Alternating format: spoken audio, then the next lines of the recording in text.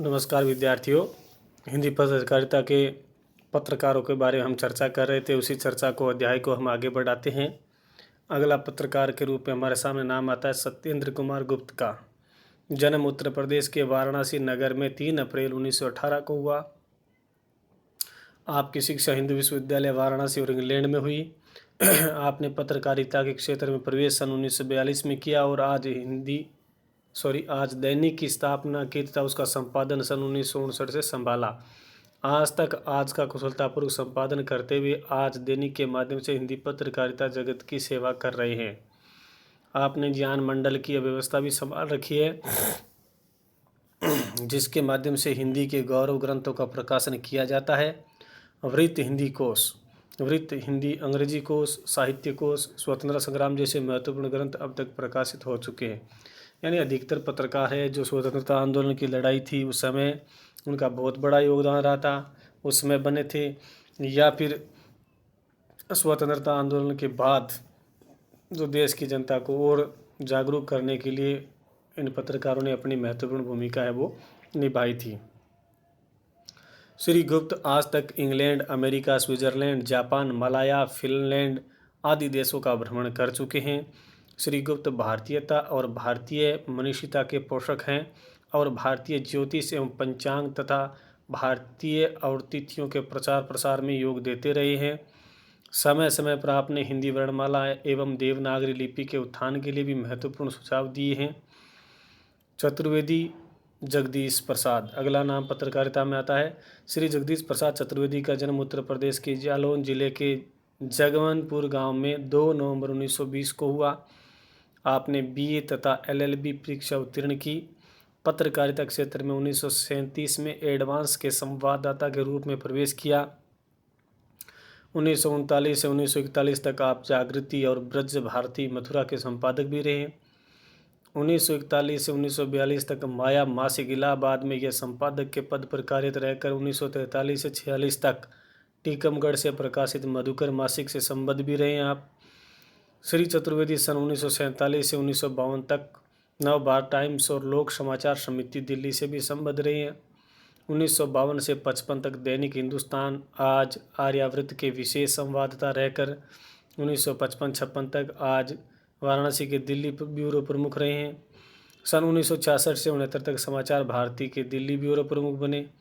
पुनः 1969 से 73 तक आज दैनिक के दिल्ली ब्यूरो प्रमुख रहे। उसके पश्चात स्वर्गीय चतुर्वेदी केसरी पुनः स्वतंत्र भारत लखनऊ देशबंधु के दिल्ली स्थित विशेष संवाददाता के रूप में कार्यरत रहे। 1874 में मृत्यु तक लोक राज पाक्षिक का दिल्ली से संपादन करते रहे। यानी इनका नाम काफ़ी बड़ी पत्रों में जुड़ा हुआ है। राष्ट्र कवि दिनकर स्मृति व्याख्यान माला का प्रतिवर्षीय आयोजन करते हुए आए हैं। अगला नाम आता है बनारसी दास चतुर्वेदी, जिनका हिंदी साहित्य में सबने नाम सुन रखा है। बहुत बड़ा नाम है इनका, क्योंकि इन्होंने हिंदी में सबसे पहले आत्मकथा लिखने की शुरुआत है वो की थी। बनारसी दास चतुर्वेदी का जन्म उत्तर प्रदेश के जिला आगरा के नगर फिरोजाबाद में 24 दिसंबर 1892 को हुआ। 1913 में इंटरमीडिएट की परीक्षा उत्तीर्ण करने के बाद गुजरात विद्यापीठ में हिंदी अध्यापन कार्य आरंभ किया और हिंदी पत्रकारिता क्षेत्र में 1928 में विशाल भारत के संपादक के रूप में प्रवेश किया, जिस पत्रिका का बहुत बड़ा योगदान रहा है आरंभिक हिंदी साहित्य में विशाल भारत का। सन 1928 से 1937 तक आपने बड़ी कुशलता से विशाल भारत का संपादन किया, उसे समुन्नत बनाया। यही नहीं, विशाल भारत को एक साहित्यिक पत्रिका का स्वरूप प्रदान करने में आपका विस्मरणीय योगदान रहा। विशाल भारत छोड़ने के बाद ओरछा नरेश के आमंत्रण पर उनके पत्र मधुकर का संपादन टीकमगढ़ से किया। मधुकर के माध्यम से डॉक्टर सत्येंद्र प्रथित लोक साहित्य सर्वेक्षण और मूल्यांकन के विरुद्ध जनपदीय आंदोलन का श्री गणेश भी आपने किया। तो दूसरी ओर डॉक्टर सत्येंद्र के साथ मिलकर पांडे बेचन शर्मा ऊर के साहित्य के संदर्भ में घासलेटी साहित्य आंदोलन प्रारंभ किया था। ये बहुत बड़ा प्रश्न है, कई बार आता है प्रतियोगी परीक्षाओं में कि किस पत्रिका ने, तो विशाल भारत पत्रिका ने किस साहित्यकार का, पांडे बेचन शर्मा उगर के साहित्य का क्या नाम दे दिया, घासलेटी साहित्य का नाम देकर के उसको बाहर कर दिया था साहित्य की परिधि से भी, जिसकी पर्याप्त चर्चा साहित्यिक क्षेत्र में रही। आप पर गांधी जी और उनकी विचारधारा का यथेष्ट प्रभाव पड़ा।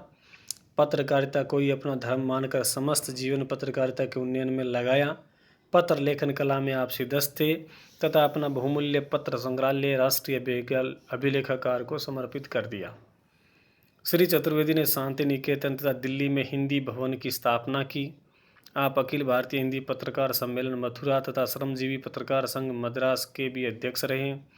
सन 1952 से 64 तक आप राज्यसभा के सदस्य रहे। सन 1914 से 1936 तक आपने प्रवासी भारतीयों पर पर्याप्त कार्य किया। वैसे देश सेवा के लिए अनेक रूपों में आप सक्रिय रहे हैं, पर मूलतः आपका क्षेत्र पत्रकारिता ही था। आपको भारत सरकार द्वारा पद्म भूषण की उपाधि से अलंकृत किया गया। बाल मुकुंद की गुप्त स्मारक ग्रंथ तथा सत्येंद्र अभिनंदन ग्रंथ के प्रणय सूत्र भी रहे आप।